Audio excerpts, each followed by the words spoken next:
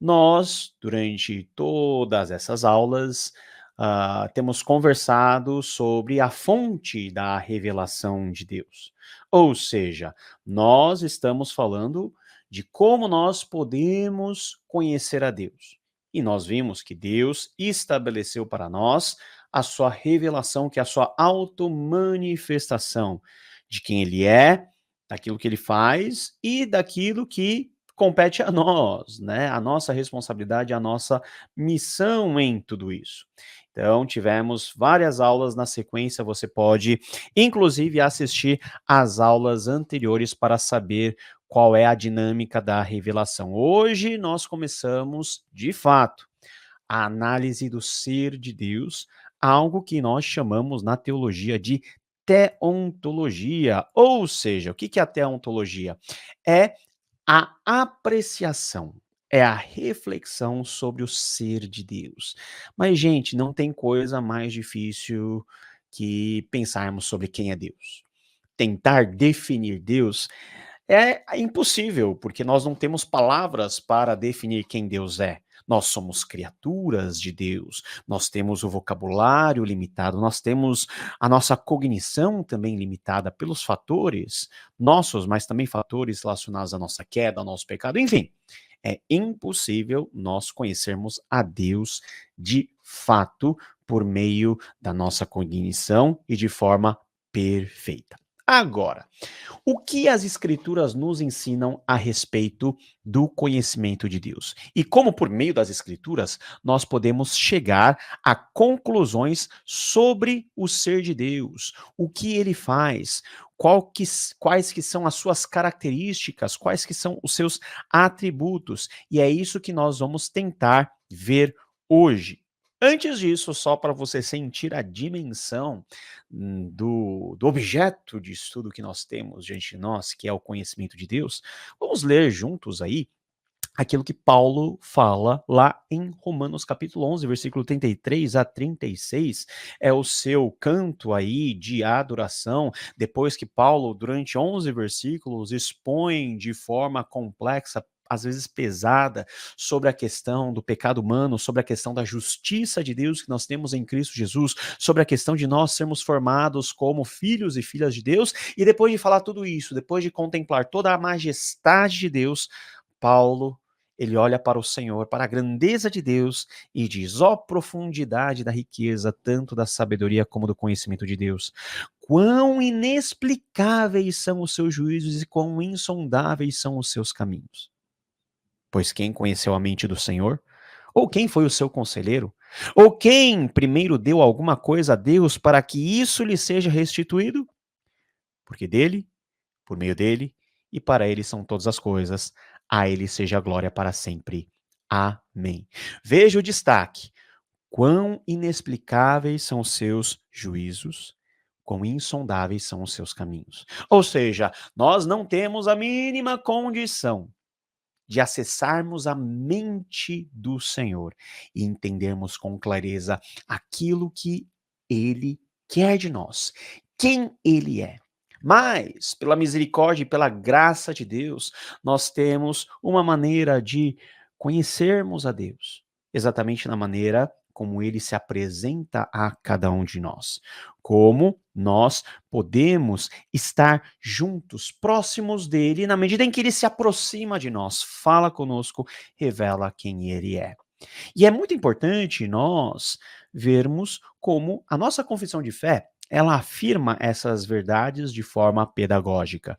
Veja, no início do capítulo 2, nós temos não uma definição, mas vamos dizer assim, uma reflexão sobre quem é Deus. E começa dizendo assim: há um só Deus vivo e verdadeiro, o qual é infinito em seu ser e perfeições.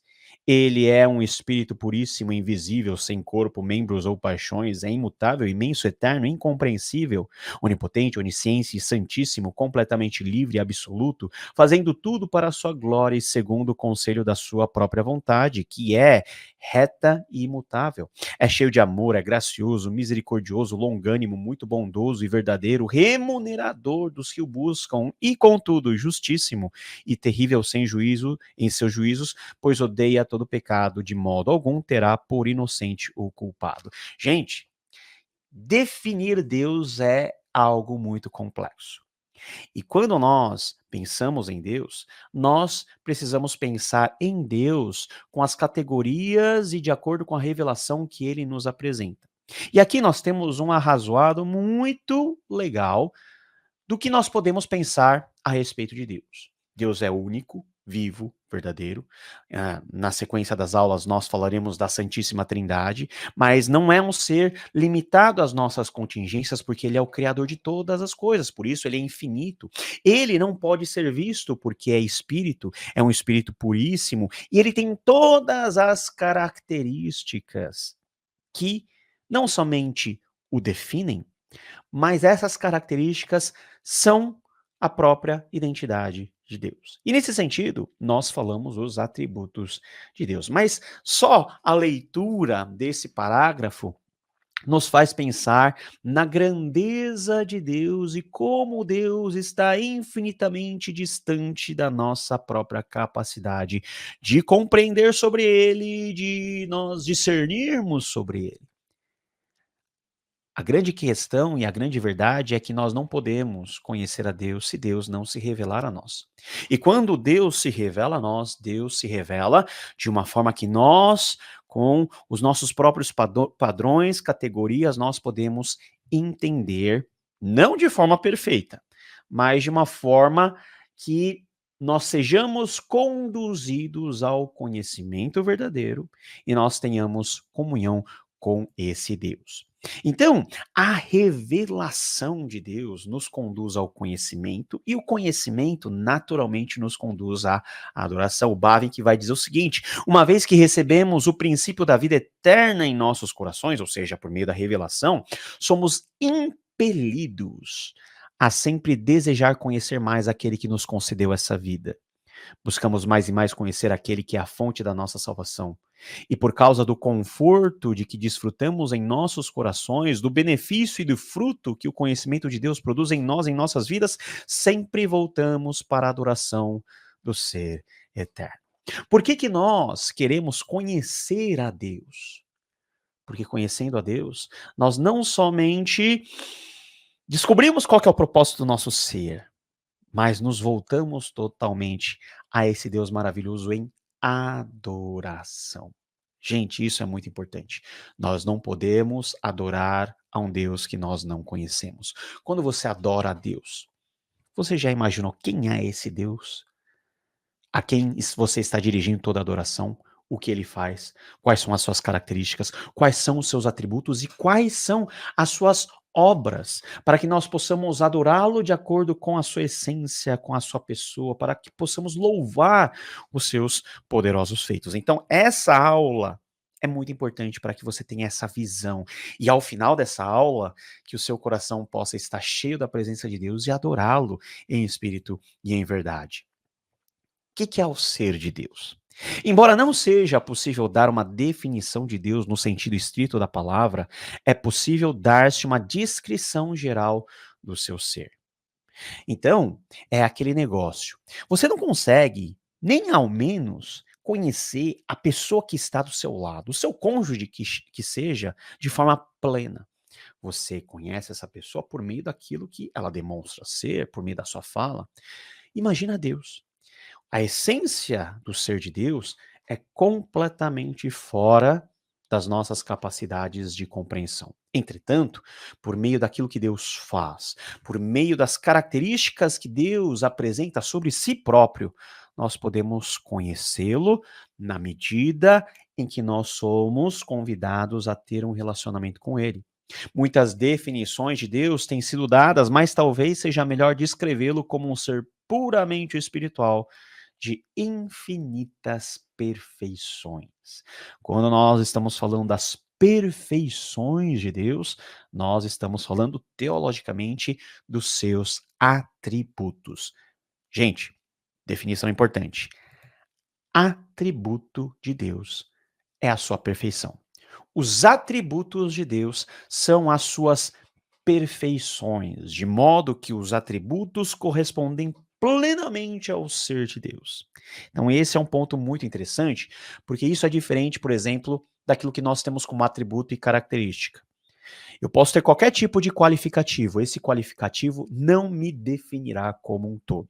Mas quando nós falamos que Deus tem certos atributos, nós estamos falando das suas perfeições que expressam de forma plena quem ele é. Ainda que a forma como nós usamos os termos para definir a Deus sejam imperfeitos, a essência daquilo que está lá na palavra amor, na palavra misericórdia, na palavra justiça, retidão, simplicidade, tudo isso expressa as qualidades mais essenciais que definem o ser de Deus, que são qualidades perfeitas e por isso nós chamamos os atributos de Deus de suas próprias perfeições. A negação da possibilidade do conhecimento de Deus pode surgir de um profundo senso da própria pequenez e insignificância, e aliado a isso, de um profundo sentimento de infinita grandeza e esmagadora majestade de Deus. Muitas pessoas dizem o seguinte: olha, nós não podemos conhecer a Deus, porque nós somos muito limitados. Entretanto, isso é uma verdade até a metade, porque, a despeito do fato de nós não podermos conhecer a Deus, por causa da nossa pequenez, Deus se faz conhecido a nós de uma forma e utilizando linguagem que nós podemos entender. Nesse sentido, o conhecimento de que não sabemos de nada, esse conhecimento é maravilhoso demais para nós, tem sido a confissão de todos os santos. Todos os santos ao longo do tempo confessam: quanto mais eu leio a Bíblia, menos eu conheço de Deus, porque Deus é um ser eterno. Nós vamos passar a eternidade conhecendo ao Senhor. E a confissão mais humilde que nós podemos fazer é que nós nunca conseguiremos conhecer a Deus na sua plenitude. Nós nunca conseguiremos explorar as essências de Deus. Por isso é muito importante nós nos atermos àquilo que Deus nos deixou como fonte de conhecimento de si, ou seja, a sua palavra, nos esforçarmos em conhecer e termos um relacionamento com Ele, que é um relacionamento eterno, duradouro, porque assim é o ser de Deus. Então veja, nós temos duas formas de pensarmos no conhecimento de Deus que vem por meio das Escrituras. Por um lado, nós temos a visão de um Deus transcendente, de um Deus de transcendência absoluta. Deus é grande e não podemos compreendê-lo, como Jó 36:26 vai dizer. Tal conhecimento é maravilhoso demais para nós, elevado demais para que possamos alcançá-lo. Salmo 139, verso 6. Ou seja, Deus, ele está infinitamente acima de nós. Ele é de transcendência absoluta. Quando, por exemplo, no Antigo Testamento, em Gênesis 1:1 diz que no princípio Deus criou todas as coisas, essa palavra Deus, que no contexto original é Elohim, fala de um Deus soberano, totalmente outro, como diriam os filósofos da religião. Um Deus absolutamente fora do nosso alcance. Já pensou? Nós temos apenas essa faceta de Deus, mas graças a Deus, que ao mesmo tempo dele ser um ser de transcendência absoluta, é um Deus que ao criar todas as coisas e ao colocar o ser humano para governar e cuidar de todas as coisas e ser a sua imagem e semelhança, Deus escolhe também manifestar-se de forma imanente, ou seja, transcendência e imanência, ou seja, o transcendente é o inalcançável, é o totalmente eterno que se faz palpável. Isso é imanência que se expressa no relacionamento que Deus tem com as pessoas. Por isso que o conceito de relacionamento, o conceito de comunhão, o conceito de aliança é tão importante dentro da teologia reformada. E quando Deus revela o seu nome, Yahvé, eu sou o que sou, esse nome de Deus é o nome da aliança.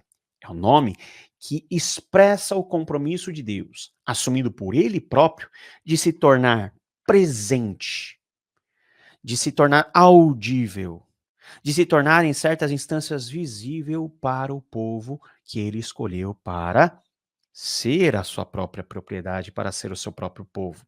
O Deus sublime e exaltado está em íntimo relacionamento com todas as suas criaturas, até com as mais medíocres e menor delas. Por causa desse relacionamento íntimo, Deus pode ser nomeado nos termos das suas criaturas e descrito antropomorficamente. E isso é um ponto muito importante. Gente, quando nós falamos que Deus é grande, qual que é o grande que está na sua cabeça? Desse tamanho, desse tamanho, desse tamanho. Embora o grande na sua cabeça pode ser um grande muito grande mesmo, é um grande sempre relativo e um grande sempre limitado. Por quê? Porque a nossa cabeça é assim, nós não conseguimos pensar em categorias eternas. Mas é o termo que Deus utiliza para falar da sua própria grandeza. Ainda que a terminologia não possa expressar plenamente a grandeza de Deus, antropomorficamente e antropopaticamente, ou seja, por meio das linguagens das formas humanas e da linguagem dos sentimentos humanos, nós somos conectados a um modo de pensar de quem é Deus, a grandeza dos seus atributos. Então, Deus ele escolheu se tornar conhecido de uma forma antropomórfica. Por quê? Porque ele falou a nossa língua, ele entrou dentro das nossas contingências e se revela, dentro disso tudo, como um Deus que é transcendente, mas um Deus que ultrapassa e atravessa em nossa direção essa barreira eterna da sua transcendência para estar conosco sempre em relacionamento íntimo. Não é à toa que um dos nomes de Jesus Cristo é Emanuel, Deus conosco. Você já pensou na graça e no milagre que é termos Deus conosco, presente conosco, nós podemos ouvir a sua voz, nós podemos contemplar as suas maravilhas. Isso é algo sem preço. Então, quando nós vamos relacionar a questão da transcendência e da imanência, nós podemos chegar na seguinte conclusão. É importante para nós, nessa questão do conhecimento de Deus, manter esses dois grupos de declarações sobre o ser divino e fazermos justiça a cada um deles, ou seja, a transcendência e a imanência. Afinal, se sacrificarmos a transcendência absoluta de Deus sobre todas as suas criaturas, caímos no politeísmo ou panteísmo, duas falsas religiões que, de acordo com a lição da história, são intimamente relacionadas e facilmente se convertem uma na outra. E se sacrificarmos o íntimo relacionamento de Deus com as suas criaturas, encalhamos no recife do deísmo, ou seja, a crença em Deus sem a revelação, ou do ateísmo, a negação da existência de Deus. Duas religiões que, tal como aquelas outras anteriores, têm diversas características comuns entre si. Então, a correta apreciação da transcendência e da imanência de Deus é fundamental para nós compreendermos corretamente aquilo que ele é, quem ele é, o que ele faz. E isso nós temos apenas e tão somente por meio da revelação das Escrituras Sagradas. Se você ignora o transcendente de Deus, você cai no politeísmo. Se você ignora o imanente de Deus, você cai num tipo de ateísmo. Então todas as religiões, elas falham por não mensurarem bem esse equilíbrio sagrado e misterioso da transcendência e da imanência de Deus. Agora, esse conhecimento que nós temos de Deus é um conhecimento que vem apenas por meio da fé. Não existem alternativas científicas que nos provem que Deus existe, que Deus está interessado em nos alcançar, que Deus tem um relacionamento conosco. Você não vê Deus aqui do seu lado, você não consegue abrir o seu coração e no interior de um dos átrios ou ventrículos, você vê que Deus está lá presente. Não, você não consegue. É apenas algo por meio da fé. O conhecimento que conseguimos de Deus por meio da sua revelação é, portanto, um conhecimento de fé. Veja lá o que diz Hebreus 11:6. Ora, sem fé é impossível agradar-lhe, agradar a Deus, porque é necessário que aquele que se aproxima de Deus creia que ele existe e que é galardoador dos que o buscam. A fé é aquilo que torna possível o nosso conhecimento de Deus. Por quê? Porque nós estamos lidando com um Deus invisível. Nós estamos lidando com uma realidade que nós não conseguimos compreender na sua dimensão total. Nós não conseguimos ver Deus, nós não conseguimos ouvir de forma audível Deus. Então, como compreendê-lo se a nossa realidade é uma realidade totalmente física? A fé. A fé que vem pelo ouvir da palavra de Deus, a fé que é dom de Deus. Deus permite a fé para que as pessoas possam conhecê-lo. É muito lógico pensar nisso. A fé não é algo orgânico do ser humano. A fé é dado por Deus para que o ser humano possa ter ser capacitado a olhar de volta e reconhecer que existe um Deus poderoso. Então, tudo na nossa teologia começa e termina com Deus. Começa e termina com o divino. E tudo isso é mediado por essa revelação. E a manifestação física de toda essa realidade nós temos na pessoa de Jesus Cristo, mas sobre isso nós vamos falar mais para frente. Nosso conhecimento de Deus vem pela fé, mas é um conhecimento limitado. Pessoas pensam que quando você lê a Bíblia, você tem a exposição plena de 100% do coração de Deus, dos atributos de Deus. Não. Nosso conhecimento, nos ainda que transmitido a nós por meio das escrituras, e as escrituras sendo inerrantes e infalíveis, as escrituras não nos apresentam Deus na sua plenitude. Por quê? Porque Deus é eterno. A Bíblia tem uma quantidade de páginas definida, tem 66 livros, é um espaço delimitado. Não há como a Bíblia falar sobre tudo de Deus, mas a Bíblia fala daquilo que é suficiente para a nossa salvação. O conhecimento que Deus nos concede de si mesmo na natureza e na escritura é limitado, finito e fragmentado. Mas, aí é o ponto, ainda assim, é verdadeiro e puro. Deus é como ele se revelou em sua palavra, e especialmente em e por meio de Cristo. E somente ele é exatamente como nossos corações precisam. Veja só, Deus, ele é muito infinitamente acima daquilo que as escrituras revelam sobre ele.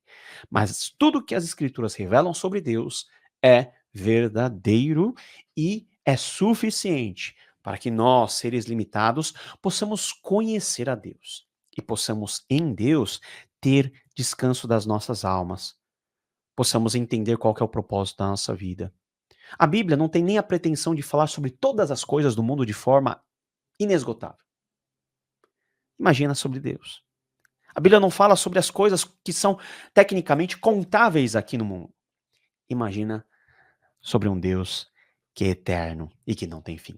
Na verdade, nesse sentido, o próprio Bavinck vai afirmar o seguinte: Deus é o conjunto total de todas as perfeições.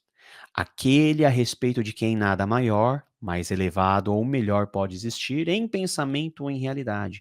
Deus, em outras palavras, corresponde plenamente à ideia de Deus.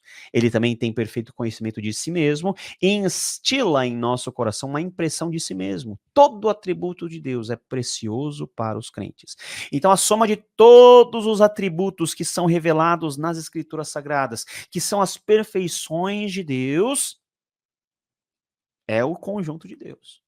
É o que nós podemos enxergar como a própria divindade. Então vamos lá, sem delongas, falar sobre o que são esses atributos divinos. O esforço de considerar todos os dados das Escrituras em sua doutrina de Deus e de manter tanto sua transcendência e o seu relacionamento com a criatura levou a igreja cristã a fazer uma distinção muito cedo entre dois grupos de atributos do ser divino. Ambos os grupos foram nomeados diferentemente na história da igreja. A Igreja Católica Romana ainda prefere falar de atributos negativos e positivos, a luterana de atributos inativos e operativos, e as igrejas reformadas, como é o caso da minha convicção, de atributos incomunicáveis e atributos comunicáveis. O que são esses atributos? Vamos explorar um pouquinho mais? Nós, como seres humanos, podemos fazer uma distinção entre o ser e os atributos das pessoas. Um ser humano pode perder seu braço ou sua perna, ou, em um estado de sono ou doença, perder a consciência sem deixar de ser humano. Olha só que interessante esse exemplo. Mas em Deus, isso é impossível, uma vez que os seus atributos coincidem com o seu ser e também que todo atributo é seu ser.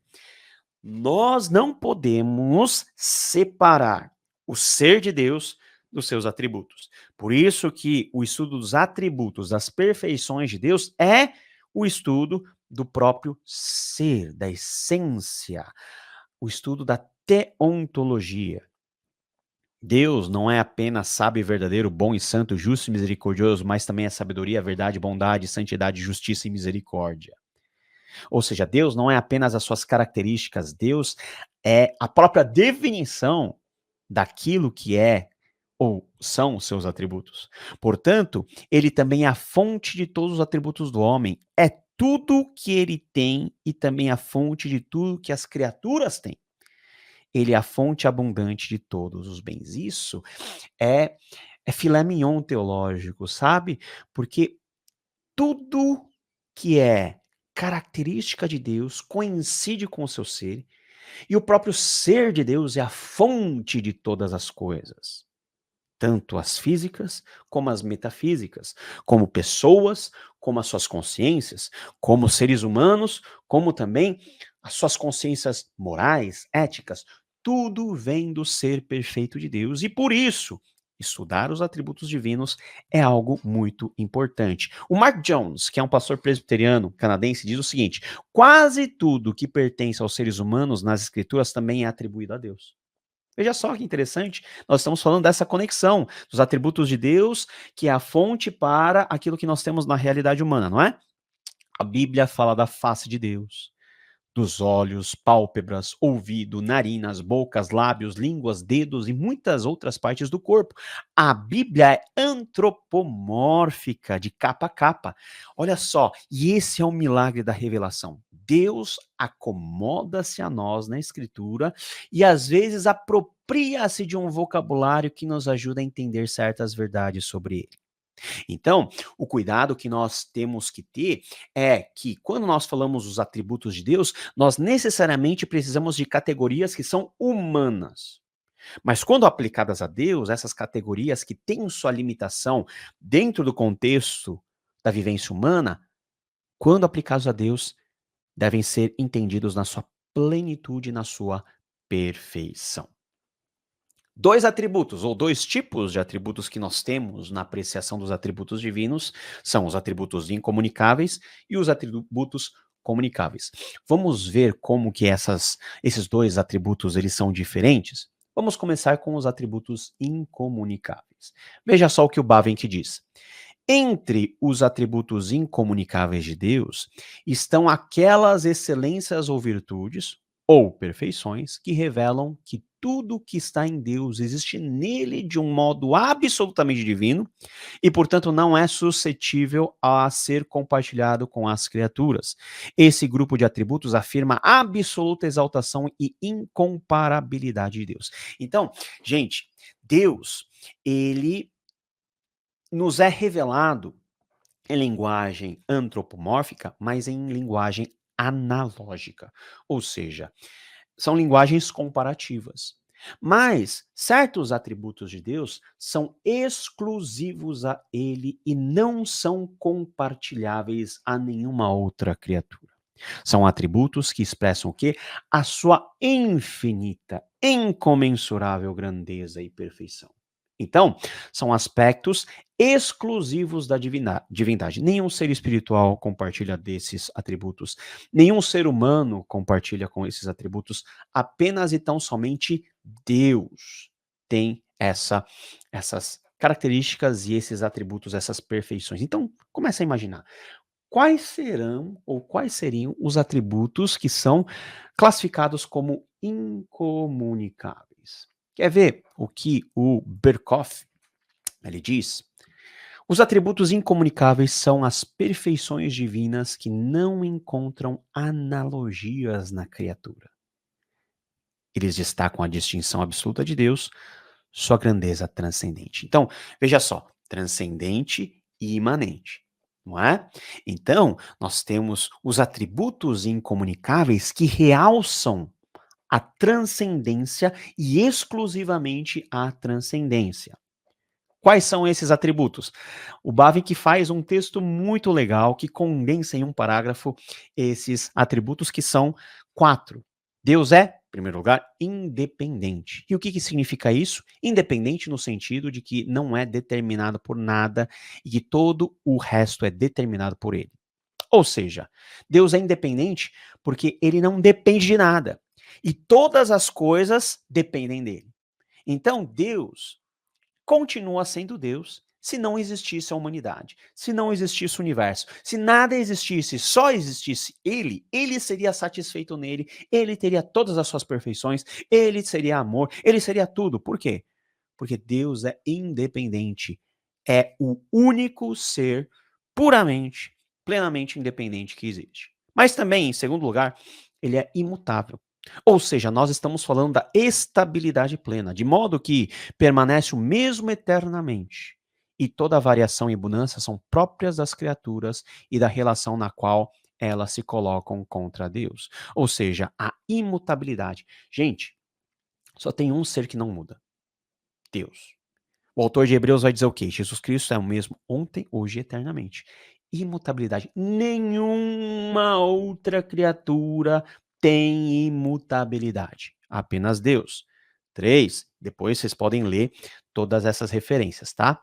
Nós temos a questão da simplicidade de Deus. Quando nós falamos que Deus é simples, não é dizer que Deus é normal, que Deus é qualquer coisinha, não. Não, ele é simples, ou seja, não complexo, totalmente livre de toda a composição de espírito e matéria, pensamento e extensão, ser e propriedades, razão e verdade e outros componentes. Tudo que ele tem também é pura verdade, vida e luz. A simplicidade de Deus. E em quarto lugar, nós temos o atributo incomunicável da eternidade. Ele é eterno, porque transcende o tempo e ainda assim penetra cada momento do tempo com sua eternidade. Ou seja, ele é eterno. Deus é o único ser que tem eternidade pregressa, é hoje e tem uma eternidade para frente. Todos os outros seres têm uma eternidade que lhes são outorgadas. Nós temos a vida eterna não porque nós nascemos eternos ou nós existimos desde sempre. Nós fomos abençoados com essa eternidade que nos é outorgada para que a partir de agora nós tenhamos vida eterna. Os anjos, eles foram criados em algum momento, os seres espirituais foram criados em algum momento, nós somos criados em algum momento, Deus é o único não criado.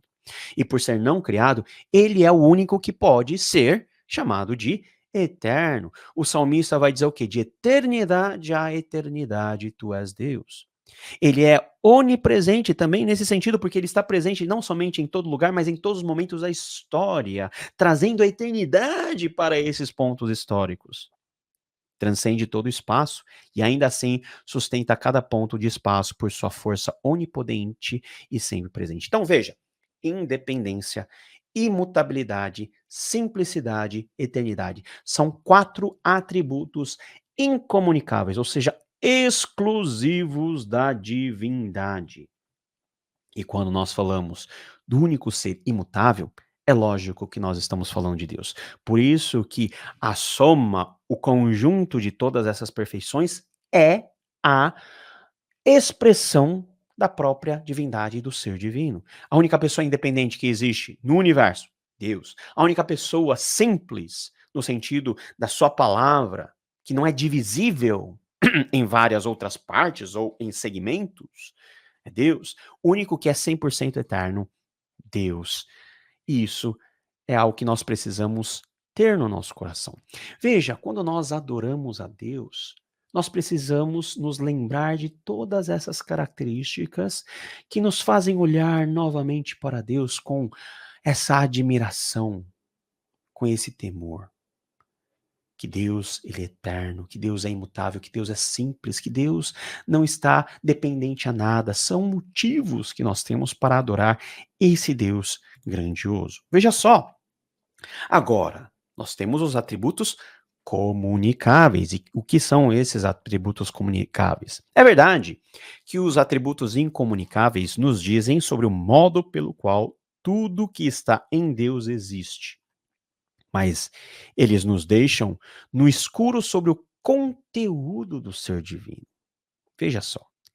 Isso não se aplica aos atributos comunicáveis, os quais nos dizem que esse Deus é tão infinitamente exaltado e sublime, mas, mesmo assim, também habita em todas as suas criaturas, relaciona-se com todas elas e tem todas aquelas virtudes que, de forma derivada e limitada, também são próprias das suas criaturas. Ou seja, lembra? Transcendência e imanência. Os atributos de Deus, que são incomunicáveis, reforçam a transcendência de Deus, desse Deus inalcançável. Os atributos que são comunicáveis aos seres humanos na sua imanência, no seu contato relacional com todos nós. Ele não é apenas um Deus de longe, mas um Deus de perto. Né? Tem uma música que fala, és Deus de longe e não de perto, alguma coisa assim. Tecnicamente, não está exato, porque Deus é um Deus de longe, ou seja, Deus da transcendência, mas é um Deus de perto, que é o Deus também da imanência. O Berkhoff vai falar sobre isso de forma muito legal, dizendo o seguinte: os atributos comunicáveis de Deus são aqueles com os quais os atributos do homem têm alguma analogia. Lembra que nós falamos da analogia? Então, Deus é a fonte de todas as coisas. E algumas das nossas características são derivadas dessa fonte. E essas características que nos são transmitidas, que nos são comunicadas, são justamente os atributos comunicáveis, que têm analogia, padrão de comparação com Deus. Deve-se ter em mente, contudo, que o que se acha no homem é somente uma analogia finita e imperfeita do que é infinito e perfeito em Deus. Quanto a isso, devemos observar que os atributos incomunicáveis de Deus qualificam os seus atributos comunicáveis. Deus é independente, infinito e imutável em seu conhecimento e sabedoria, em seu amor e santidade. Então, nós temos os atributos incomunicáveis. Elas meio que guiam, elas meio que recheiam, elas meio que dão a dimensão do que são ou do que é cada um dos seus atributos comunicáveis. Nós temos a infinito de Deus relacionado com o amor, que é um atributo comunicável. Então, Deus é infinitamente amor, independentemente amor, eternamente amor e assim por diante. Então, isso é aquela relação umbilical, inseparável que nós temos entre a transcendência e a imanência, os atributos incomunicáveis e os comunicáveis de Deus. Quais são os atributos comunicáveis? Aí você pode ler todo o capítulo que o Bavinck fala disso. As teologias sistemáticas organizam todas essas categorias e esses atributos, mas tem o atributo do conhecimento. Ou seja, Deus tem o conhecimento pleno e ele nos dotou de certa habilidade para o conhecer, inclusive conhecê-lo, sabedoria, bondade. Ou seja, Deus é infinitamente bom. Nós temos práticas bondosas que são derivadas desse Deus que é infinitamente e eternamente bom. Amor. Amor é algo que nós vivemos e praticamos, por quê? Porque isso é um atributo comunicável de Deus, ou seja, Deus comunicou essa característica a nós. Então, por meio do amor, nós podemos praticar graça, misericórdia, longanimidade, santidade. Veja só, o que diz lá em Levítico 11:45? Sejam vocês santos porque eu sou santo. Ou seja, Deus é santo na sua essência perfeita. Nós somos santos ao estarmos em contato e relacionamento com esse Deus que é santo. Então, a transcendência, a imanência, o incomunicável com o comunicável, tudo isso tem pontes muito importantes. Retidão e justiça. Deus é justo e ele nos convida a sermos justos também. Veracidade, Deus é 100% verdadeiro, nós também devemos e precisamos lutar para ser fidelidade, glória. Deus é glorificado mas também nós seremos glorificados e nós podemos ter o contato com essa glória, por exemplo, na pessoa de Jesus. Então, todos esses atributos são os chamados atributos comunicáveis, que as escrituras nos mostram, não são só apenas esses, mas você pode ter uma ideia muito razoável na forma de como está classificado aí nos slides. O Bavinck vai dizer o seguinte: os atributos comunicáveis são tão numerosos que é impossível colocá-los todos aqui e descrevê-los. Se quiséssemos tratar deles adequadamente, deveríamos fazer uso de todos aqueles nomes, aquelas imagens e as comparações que as escrituras sagradas usam para nos dar alguma ideia de quem e o que Deus é para as suas criaturas e mais especificamente para o seu povo, pois a escritura, como falamos brevemente, atribui a Deus órgãos do corpo como olhos e ouvidos, mãos e pés e outras coisas. Ele transfere consciência, emoções, paixões, decisões e ações humanas para a pessoa de Deus. Então, quando nós compreendemos aqui a questão dos atributos comunicáveis e incomunicáveis, os atributos comunicáveis é na perspectiva de que Deus é a fonte dessas características que nos foram colocadas como contato com Deus, que são experimentadas em sua plenitude dentro de um relacionamento com esse Deus que é a fonte de todas essas características. Nós só conhecemos, por exemplo, o amor e o amor verdadeiro na medida em que nós experimentamos o amor de Deus. Nós só sabemos o que é retidão e justiça ao olharmos para a questão da própria retidão e da justiça de Deus. E um ponto importante aqui é o seguinte: quando nós olhamos para essa lista, as pessoas pensam o seguinte: Deus é conhecimento e Deus conhece todas as coisas, mas ele também pode ser sabedoria. E outra coisa, e isso na boca de crente é muito frequente: Deus é amor, mas ele é justiça. Esse mas está errado. Sabe por quê? Porque todos os atributos de Deus são eternamente e perfeitamente concorrentes. Pausa. Concorrência não quer dizer um contra o outro, mas correr junto. Ou seja, Deus não é amor mais justiça, no sentido de uma coisa ou outra. Deus ama nesse momento, depois alguém deixa ele bravo e ele deixa de amar e passa a exercer a sua justiça com ira. Não. Deus é amor e justiça. Deus é bom e sábio.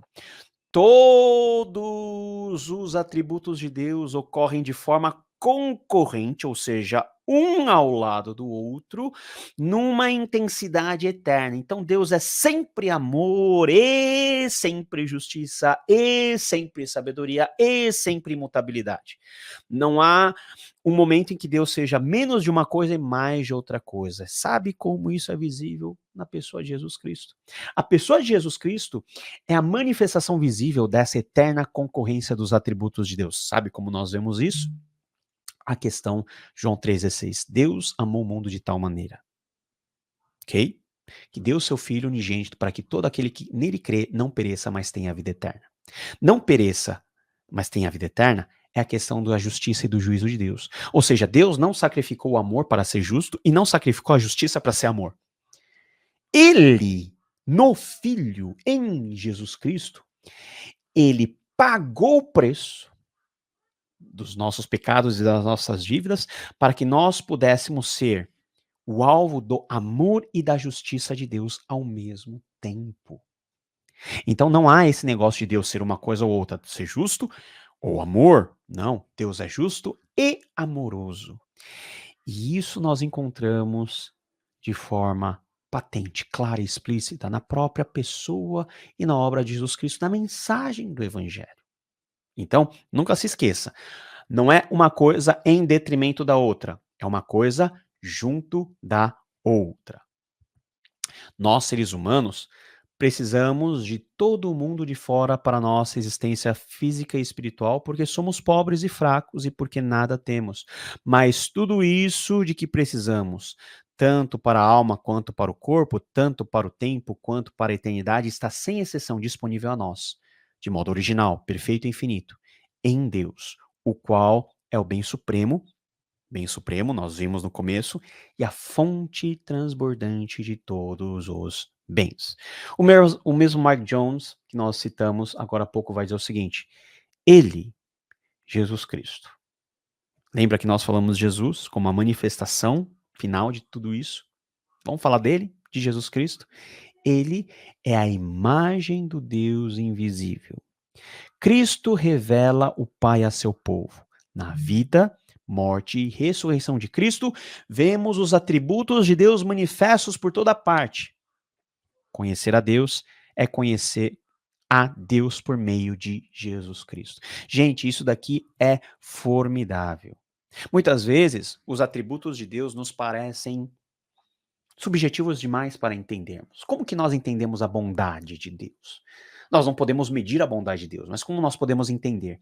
Exatamente vendo para a bondade de Jesus Cristo.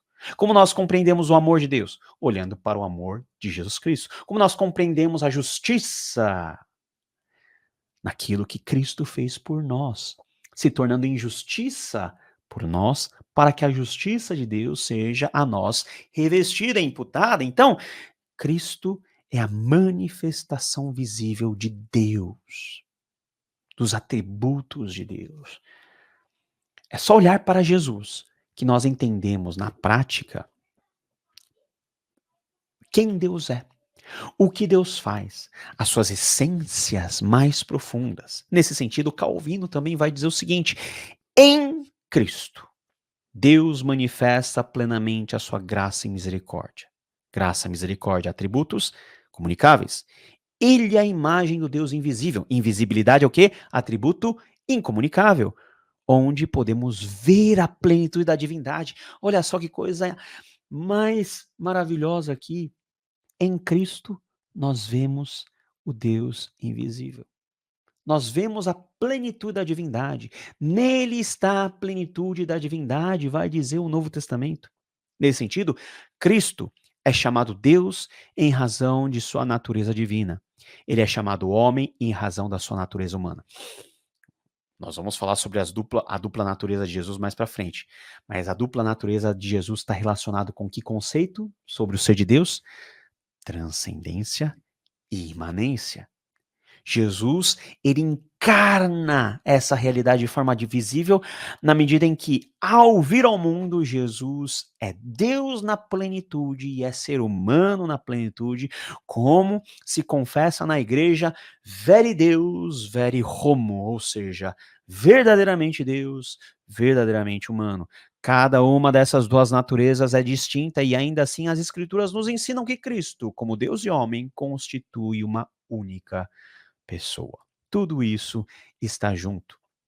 Para terminarmos a aula de hoje, vamos dar destaque à última parte da confissão de fé, no capítulo 2, no parágrafo 2. Vamos ler tudo, porque é o complemento daquilo que nós lemos no início da aula, mas vamos dar ênfase na parte final. Diz assim: Deus tem em si mesmo e de si mesmo toda a vida, glória, bondade e bem-aventurança.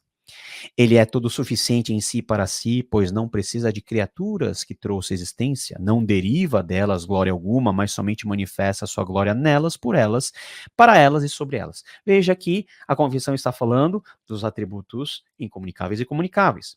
Ele é a única origem de todo o ser.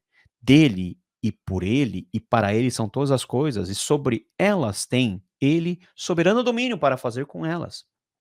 Para elas e sobre elas tudo quanto quiser. Todas as coisas estão patentes e manifestas diante dele. O seu saber é infinito, infalível e independente da criatura, de sorte que para ele nada é contingente ou incerto. Ele é santíssimo em todos os seus conselhos, em todas as suas obras e em todos os seus preceitos. A primeira coisa que a confissão fala sobre o ser de Deus é fazendo uma exposição dos seus atributos. Por isso que nós começamos com os atributos de Deus.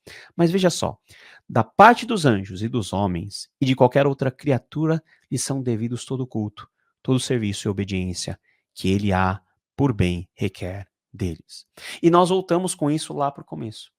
Qual que é o objetivo de Deus se revelar a nós, que nós o conheçamos e nós o adoremos.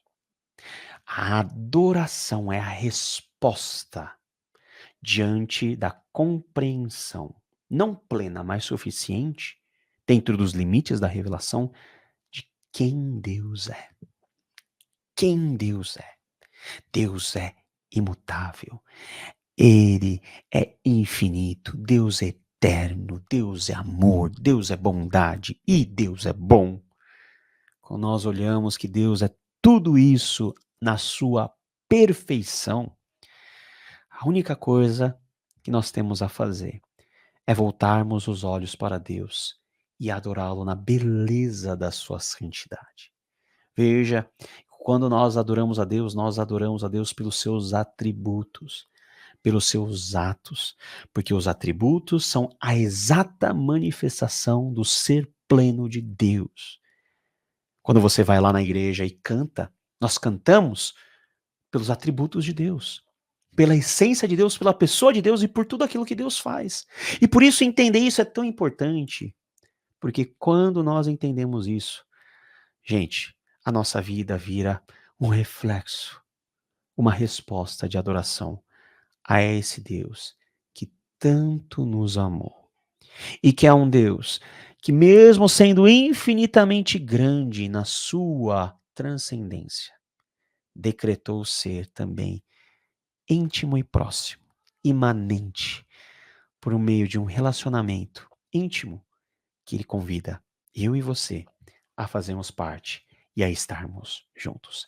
Que Deus nos abençoe e que Deus, por meio das Escrituras, nos leve cada dia mais a essa compreensão do ser de Deus. Porque dele, por ele, para ele são todas as coisas. Glória, pois, a ele para sempre.